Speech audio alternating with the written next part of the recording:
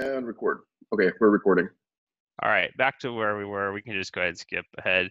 For 12.3, we're kind of, our milestone burn down shows that we're only 29% complete with 12.2, but that's not scoped specifically to any of the plan teams or groups or, issues. So without getting more visible, I still think there might be some things that are going to spill over from 12.2 to 12.3. So we'll just kind of see, but the kind of plan is to take it easy in terms of commitments for 12.4, assuming we're going to have a little bit of spillover, and then the new process should allow us to pull things in from 12.4 into 12.3 if we have excess capacity. Does that make sense? Yeah, it makes sense. I mean, I think even though we can practically push through the old code freeze of the 7th that we used to have, now that we have the new process, I think that we basically still have that same freeze anyways, because that's when we should start working on 12.3 issues if we want them to be on time. Otherwise, Yep. Everything gets pushed. So in practice, it's still the same cut the last milestone on the 7th. Cool. More or less. Yep. In terms of one of the agenda items is to review category directions. There haven't been any updates recently, but I do have an open MR for one for project management that I'm working on, and I have a tentative date of August 22nd to have kind of incremental improvements across each category that reflect where we're going for 12.4. And so, yeah, I'll ping you guys on that, and we'll be posting those into the Slack project or plan channel and all that stuff. But so I'm not going to review any of those specific things. I'll jump right into the planning issue that we put together for 12.3. And there's some comments if you want to follow the context and stuff down there. But we ended up with basically 4 kind of directional issues that we're going to focus on. So I'm going to jump through those at a high level. It's wait and progress information in Epic bars, creating an issue from an Epic issue list row redesign, and view the history of the changes to an issue MR Epic description. And if there's anything that is not on this list that you feel like should be in, or that you thought was going to be in, or if one of these items you don't like, let's just have a talk about it with each one, and feel free to jump in. So the first one would be the wait and progress information and roadmap epic bars.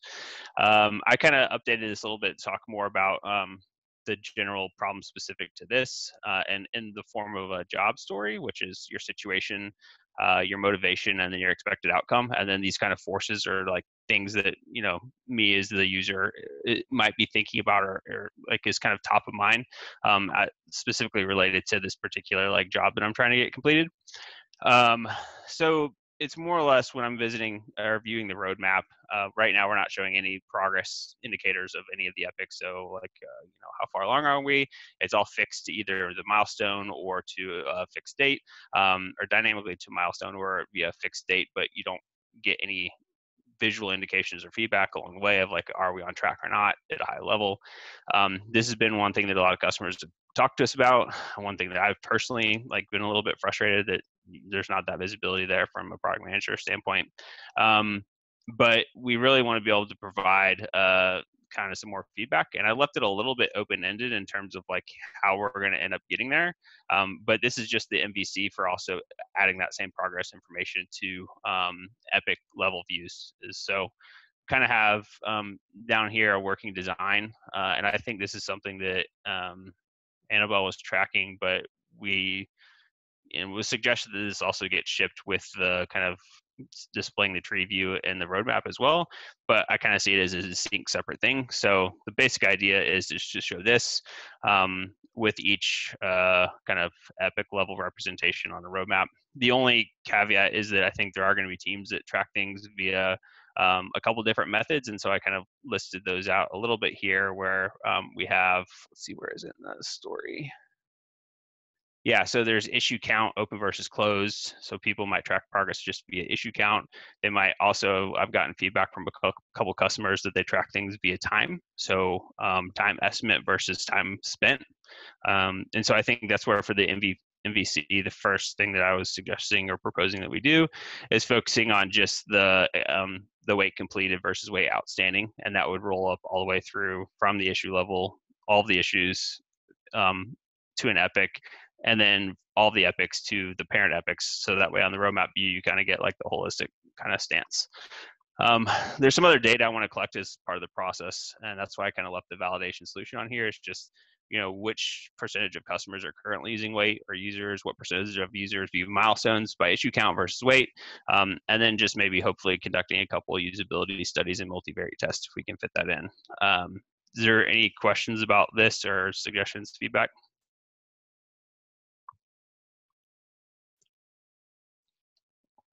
Okay, and this is also going to go with GitLab Ultimate, since I think only Ultimate level has that roadmap right now, so it kind of makes sense. I think at some point we're going to want to think about downgrading to not gold but premium. I get confused on that still.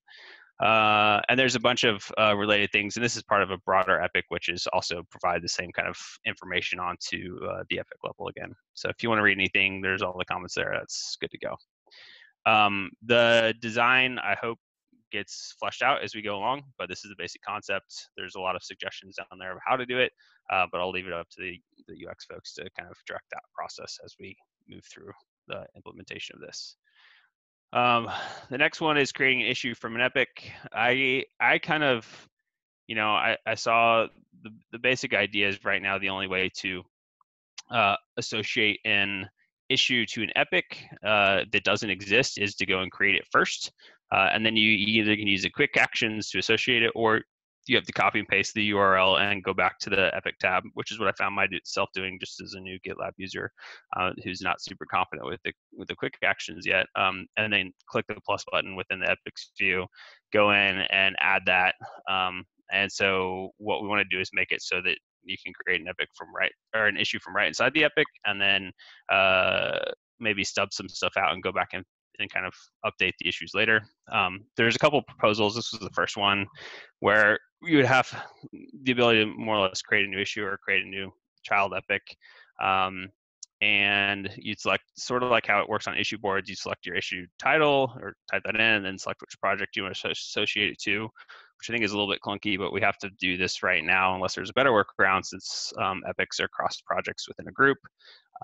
This is like kind of the initially proposed design. And then I kind of thought that it might make sense to think about the ability to edit more stuff within an issue instead of just the description and picking a project and kind of just using the same create issue form, but like in the slide out window. This would also lend itself well if we want to eventually expose the functionality to edit issues from within an epic, which would be nice. Right now, I think the main pain point that I have around this is being someone who's trying to actively plan the roadmap and plan epics and issues is that I have to have like 40 tabs open right now, which is pretty painful. So I think this is where I would love to have some folks weigh in on this in terms of like which approach would be best. And of course, UX would do that too. And we'll see where we go from there. And it looks like my computer is locked up again. Yeah, you've locked up again. As to what you said right now, I think is perfect, like a great idea. I'm just a little bit concerned about how, like, the people that want to go fast, how will they, how would you separate like, just adding title cell, like creating issues with just title versus actually opening that modal to add description and everything else? Plus, we in that mockup, we're losing the ability to just add an issue that already exists. So, I mean, that's easy. Just add the little extra plus button. But that, yep, I agree. Well, yeah. I can't show you on the issue because my screen's locked up, but there is Right. One of the acceptance criteria is that we have to account for that. We have to still be able to associate an epic or an issue to an epic in a manual way. I think that we can't have a regression on feature set. And then the third option, if you want to open it on your own screen and look, is the kind of hybrid approach where we kind of allow the short, I'm going to stub out an issue description and pick a project, but then adding on, once that's done, the ability to click on that issue to open up that fly-out modal to do the full-on like. Oh, okay. So you would just allow people to create just a title and then have a little edit button right on that list. Yeah, if that's the better way, and I think that's where one user commented, or like I think one of the wider community members commented that, they would really like the ability to do that because they don't want to have a bunch of like half-finished issues floating around that never get revisited or flushed out. And then other folks have said that they really want to be able to do it really quickly and on the fly and not break up their flow of what they're thinking about. And I understand both use cases, and I think that's where I'm open to, however we want to think about it. The smallest iteration would probably be going the hybrid approach where we do the one and then provide the edit view. But that's also a slightly heavier workload, it seems like, from just picking one or the other. But I mean, it also allows us to actually split up the work and iterate, because MVC can be just, okay, create an issue with a title, forget about editing, forget about description, just do the title and the project. Yep. And then I think, step 2 is adding actually a model. Yep, I agree. I think that might be the best option. Do you guys, how do you think about editing issues within an epic, or how, if like that's the best way to split this up? To be honest, I shouldn't really be giving that much input because I don't use epics that much. Yeah. Alexis might be using epics more often than me. Well, it's like, okay. I don't know if we have this research even. So it's kind of like, how do we research that while still putting out something? I think it's kind of where you were going to, Maria, right? And then if you're going to start doing that, then you want to do it at other levels as well. So from the issue list. Like if we're going to create that model, we might as well allow people to edit issues directly from the issue list, for example. Yeah. Yeah, that's one of the things that I would like to see us work towards. Just as somebody, like, I would like it to be a more integrated workflow, if that makes sense. Because by the end of my workday, I have 8 different Chrome windows open, each with about 30 tabs a piece, and I could be more disciplined about closing stuff. But just because everything, you lose your context whenever you go somewhere else unless you use the back button all the time. It just like it would be nice to be able to do a few more things in line, like editing issues or viewing them. And we kind of teased out that a little bit on the issue boards, but it's still not sufficient. Like I can't, go and look at everything, just a few things. I can't look at the description, but I can see, more labels or whatever. And I would almost like to be able the issues are so core and fundamental to the product as a whole, to be able to like make them a first-class citizen anywhere in the app seems like it's like logical to me. Yeah, and we need to unify the way we do the edit, because right now in the issue board, we have the sidebar that allows you to edit certain things. So then we might want to consider just not having the sidebar, or having it, but having it everywhere, or that we also have the modal. Yeah, like holistically thinking about how do we add issues more usefully, right? Without tearing people out of the context of the page. Right, because if you have the sidebar and you have the model, then that's 2 separate ways to interact for an edit, and that can confuse people.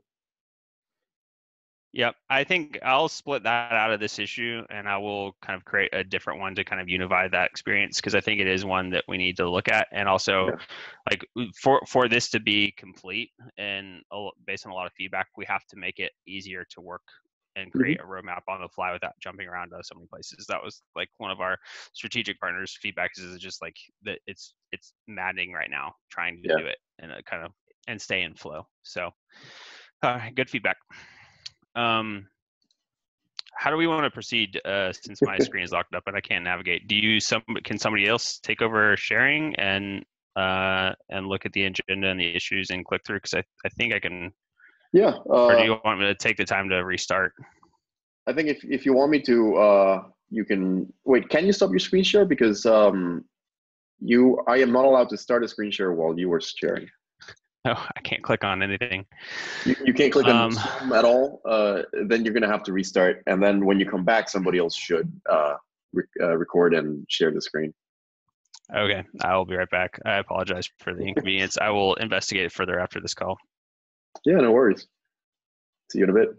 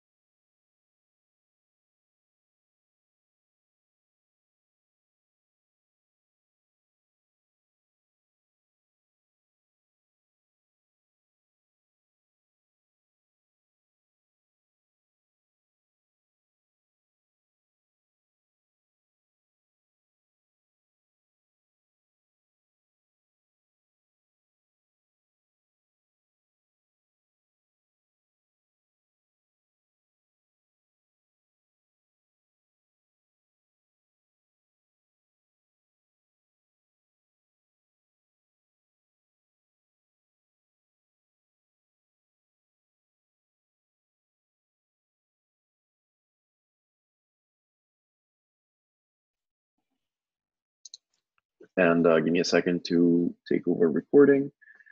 Sorry, to take over sharing. Here it is, share. So you want to go to issue list row redesign? Yeah. Okay. All right, so this one has been open for a while. When kind of looking it over, I was having a hard time justifying the business problem. I talked to Eric a little bit just about context and the overall goals of making the app more aesthetically pleasing.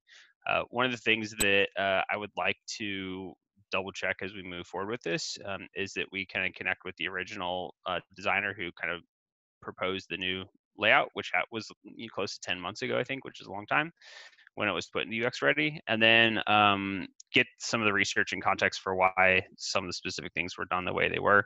I know for one, the decision was made not to have things hidden, the labels hidden by default. So I think that was out of scope, and that's in the design notes there. I don't have a ton of context and history on this, but I did talk briefly with Alexis and just say, like, if we can fit this in 12.3, I would love to do a little bit of guerrilla prototyping and usability studies kind of in progress of making this happen.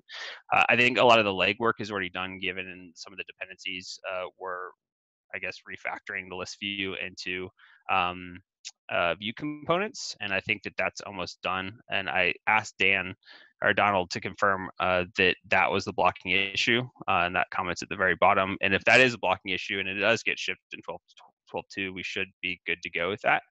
And definitely kind of, I think Alexa's going to be out of the office for a week or so, or a week and a half during the 12.3 release cycle. So we're going to have to figure out how to do this in like in a pretty quick and efficient way to get the feedback we need, because it is so high visibility. I think it's important to understand that the changes that we're making are going to provide the kind of benefit, not just from an aesthetic standpoint, but from a usability standpoint too.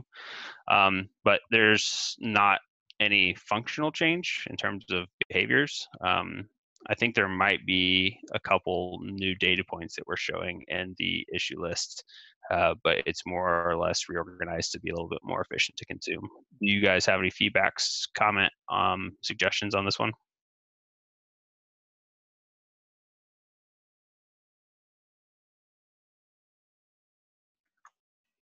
My only comment is that it really is prettier. I mean, it is more compact. It's got more data. I don't know. It feels like a good improvement to make.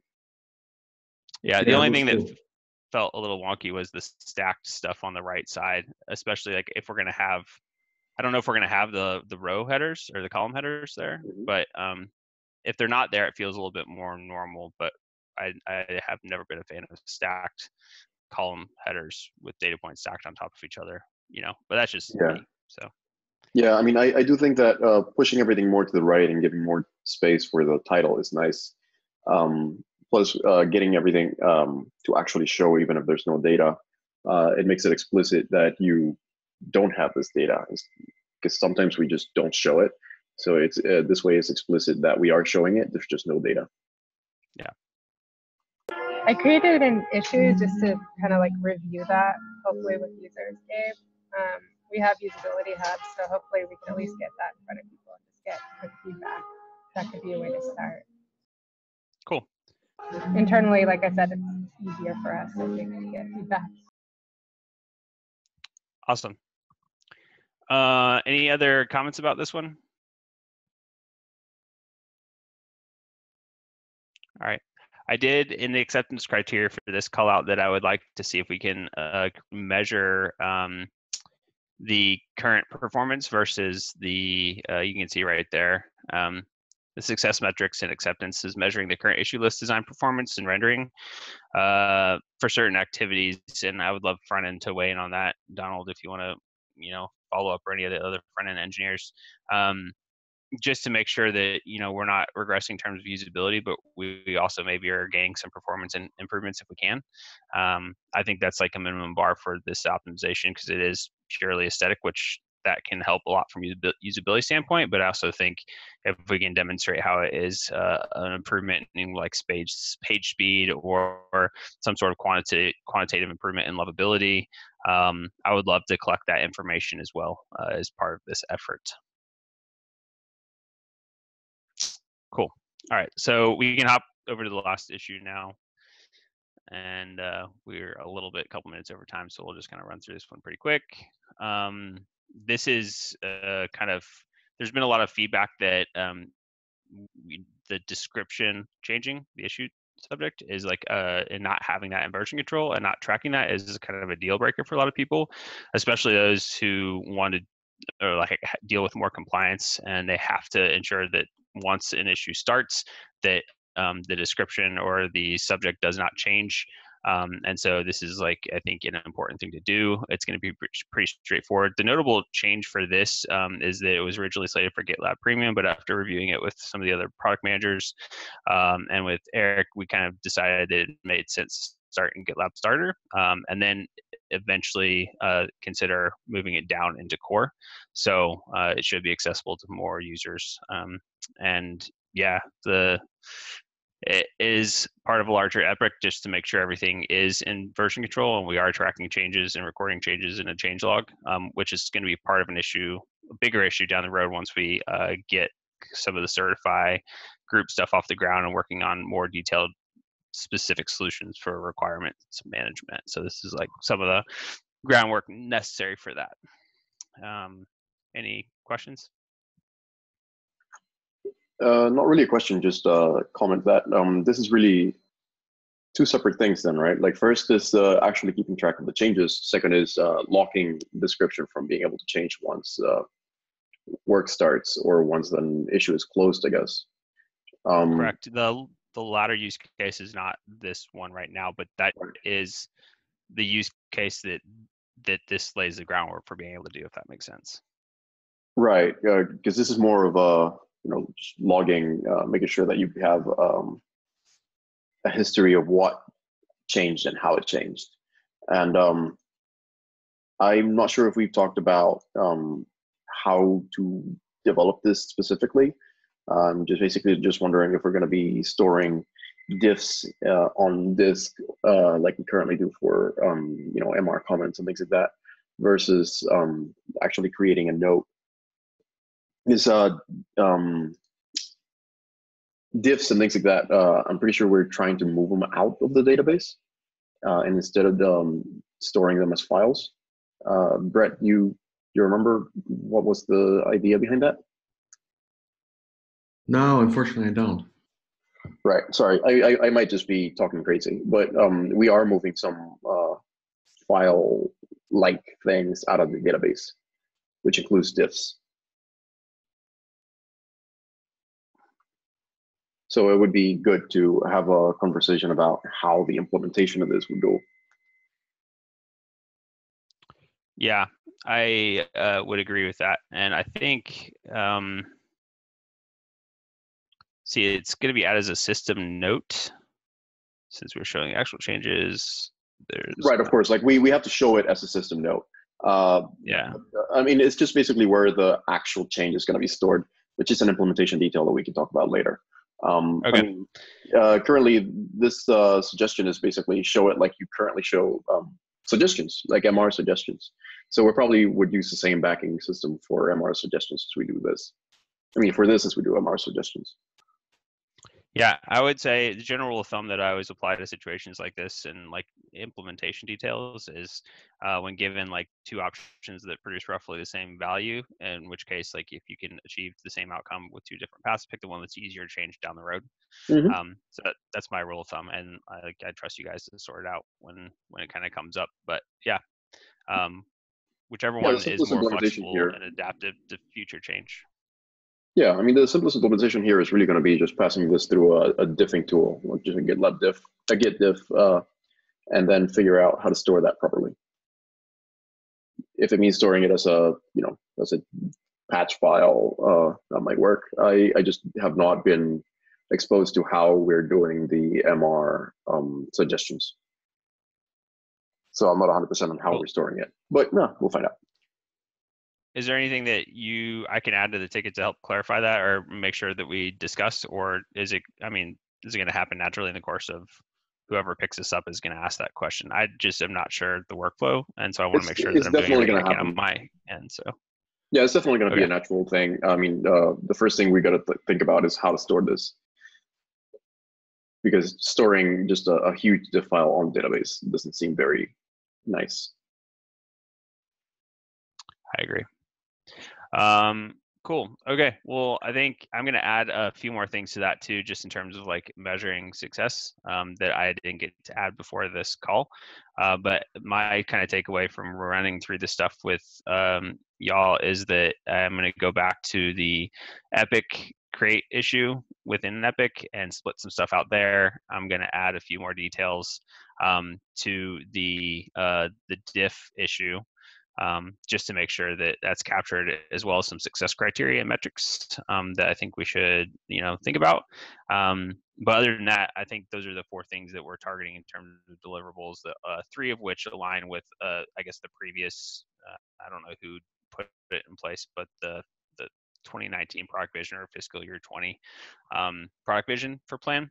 So that's a good thing. And we also have a nice spread of stuff across both project management and as well as like some of the more portfolio planning things, and also across the tiers. So I think 2 of these are in ultimate, one's in core, and the other's in starter. So that is pretty good. Any other questions before we end, since we're now officially 7 minutes over due to my computer freezing? Just one last thing on the on this one, the view history changes. We're going to want to make it clear that the scope does not include reverting, but we should actually talk about a reversion in the future, because we're probably going to want that. And so that might change the way we store things, just because if we do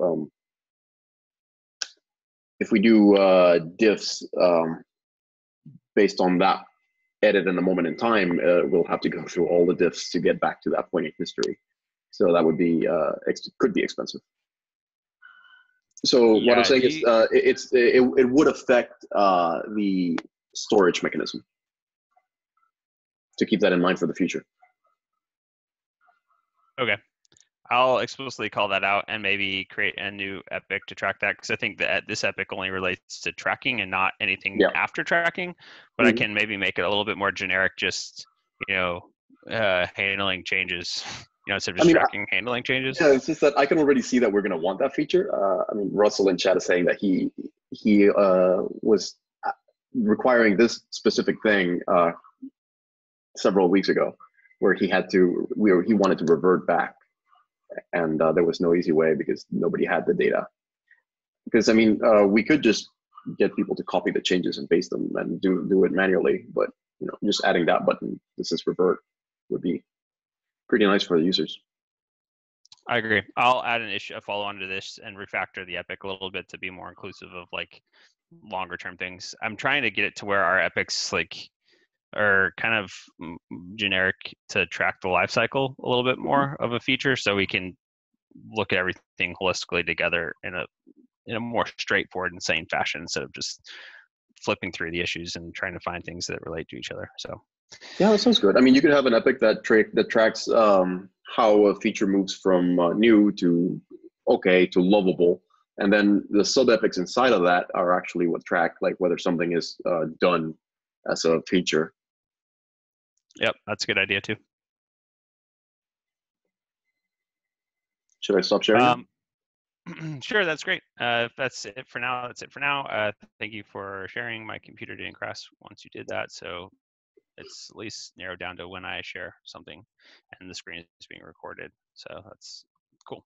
Thank you for your time. And if you have any other questions, let's talk about it in Slack around the issues. Thank you for being gracious with my first kickoff meeting. And I'm excited about 12.3. Yeah, it's exciting. All right. Have a good afternoon, guys. Thanks, Gabe. Thanks all. Bye.